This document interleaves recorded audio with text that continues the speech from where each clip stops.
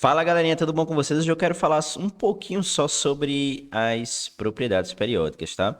E eu gosto sempre de destacar duas que são muito importantes, que são o raio atômico e a eletronegatividade, que vai ser extremamente importante para que a gente possa entender ligações químicas, tá?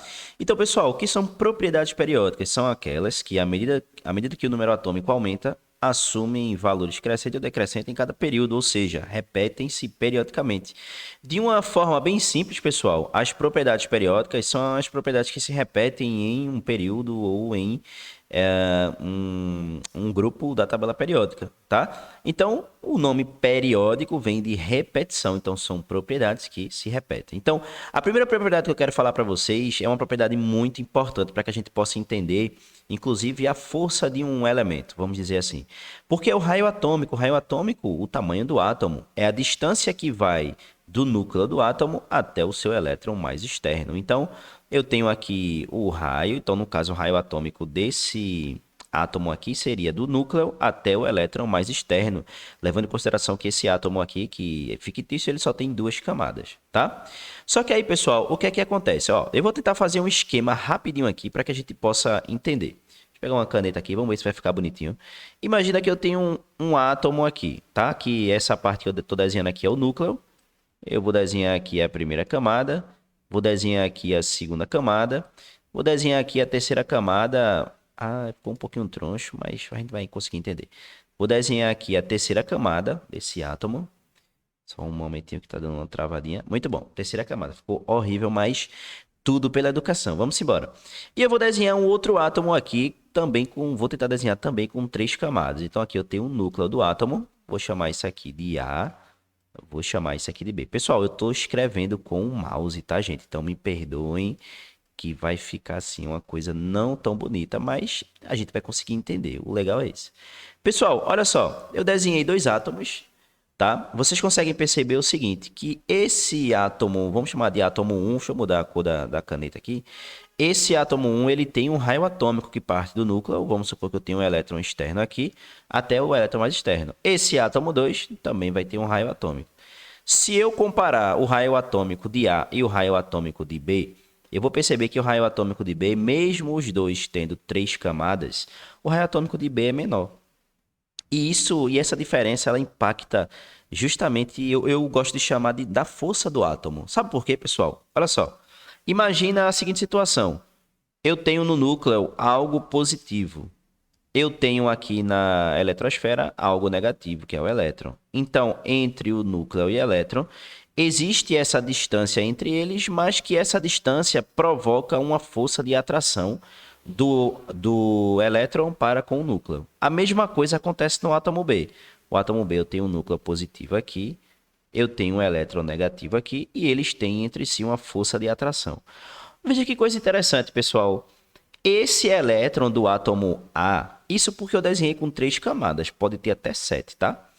Esse elétron aqui do átomo A, o mais externo, se vier qualquer outro átomo aqui do lado de fora e atacar ele, ou seja, querer roubar esse elétron dele, ele vai conseguir facilmente, gente. Sabe por quê? Porque a distância núcleo-elétron aqui é tão grande que essa atração núcleo-elétron ela é pequena. Consequentemente, outro átomo vai vir aqui e, opa, roubei esse elétron. Essa característica é uma característica que compete aos metais. Por isso que os metais são doadores de elétrons, porque o seu raio atômico é grande e a interação núcleo-elétron é pequena. Já os ametais não. O núcleo é muito próximo do elétron mais externo. E o que é que isso acarreta? Isso acarreta uma força de atração muito grande que um átomo vem tentar roubar e ele não consegue. E o que é que acontece? Ele não consegue e ainda é roubado, esse outro átomo aqui.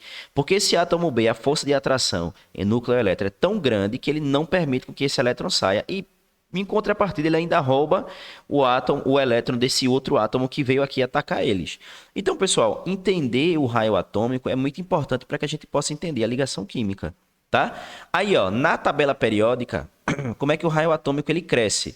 Ele cresce nesse sentido aqui da seta, né, da direita para a esquerda, de cima para baixo. Tanto é que o elemento de maior raio atômico é o frâncio.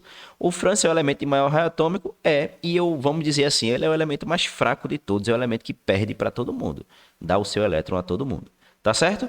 Então, essa é a característica do raio atômico. Em contrapartida, quem é que tem o menor, não considerando os gases nobres, que a gente nunca considera, quem tem o menor raio atômico é esse elementozinho aqui, ó, o flúor, que está lá no grupo 17, né, desconsiderando os gases nobres, porque a gente não considera eles.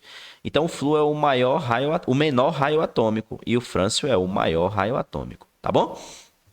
Muito bom. Ou seja, só um detalhe, o frâncio sempre perde, porque ele é o mais fraco. O flúor sempre ganha, nunca perde, ok?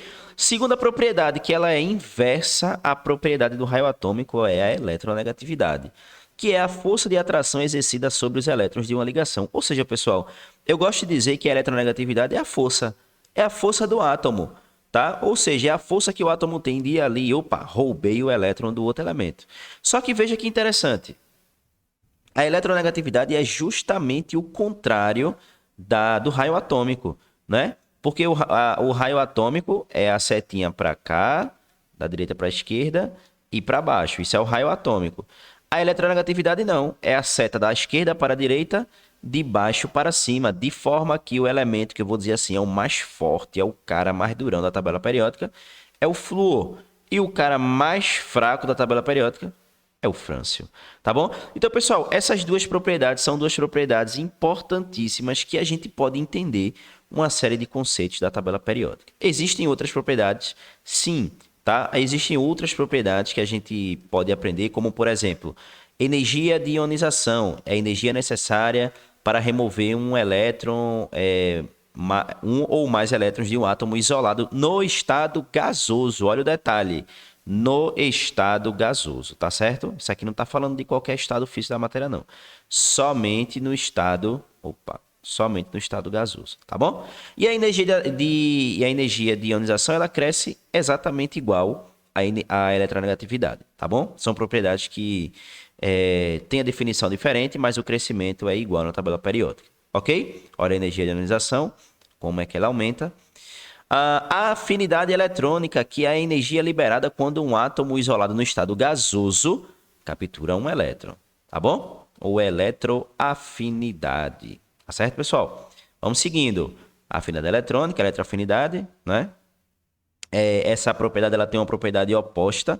A gente tem a eletroafinidade, que é quando ele captura, a energia liberada quando captura, e a gente tem a eletropositividade, que é a energia que é liberada quando ele perde o elétron, tá bom? Então, aí a gente viu as propriedades químicas, aí nós temos também algumas propriedades físicas dos elementos, que no caso nós temos a densidade, tá? Aí essa parte aqui é um pouco mais decoreba.